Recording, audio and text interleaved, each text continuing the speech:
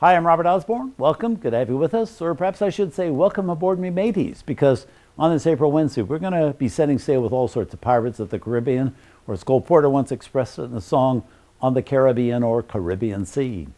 Up first for us is a feisty swashbuckling tale from 20th Century Fox in 1942 called The Black Swan, which comes complete with everything a pirate movie should have, including a dashing leading man with a beard, in this case Tyrone Power, and a damsel in distress. This one played by the beauty every pirate seemed to be lusting after in movies in those days, Maureen. Also has something that became essential to pirate films of the 1940s, breathtaking Technicolor. And the Technicolor in this next film earned its cinematographer Leon Shamroy an Academy Award for his work.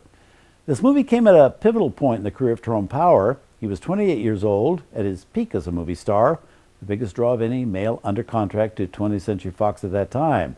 But there was a war now going on. He was about to go serve in that war.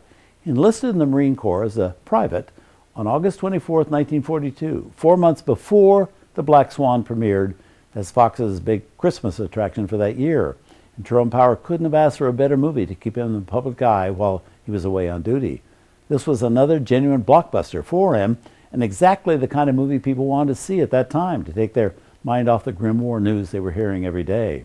And that's what most movies tried to do in those days, to entertain and to help you forget about all the grim war news going on in the real world. In this film, you'll also be seeing Laird Cregar, also Oscar winner Thomas Mitchell, and two future Academy Award winning actors, Anthony Quinn and George Sanders. So from 1942, with plenty of yo-ho-ho and a bottle of rum, here's the tale of a pirate ship called the Black Swan.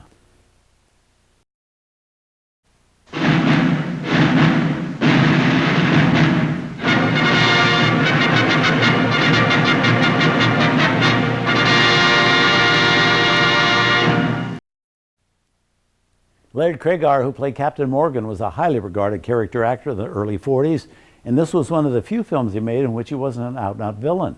Cregar often tipped the scales at 300 pounds, but he didn't like being typecast as an oversized villain and soon attempted to slim down and change his image in order to be cast more often as a leading man. And to that end, Cregar engaged in a crash diet which apparently weakened his heart so severely that it led to his death in 1944. He was only 31 at the time of his death, 28 when he made our film. His most famous roles were as Sheridan Whiteside in a West Coast stage production of The Man Who Came to Dinner, and on film as Jack the Ripper in a 1944 Fox film with Merle Oberon titled The Lodger. Laird Cregar. Up next, Maureen is back in another swashbuckling tale. This time, though, the pirate in her life is Paul Henreid.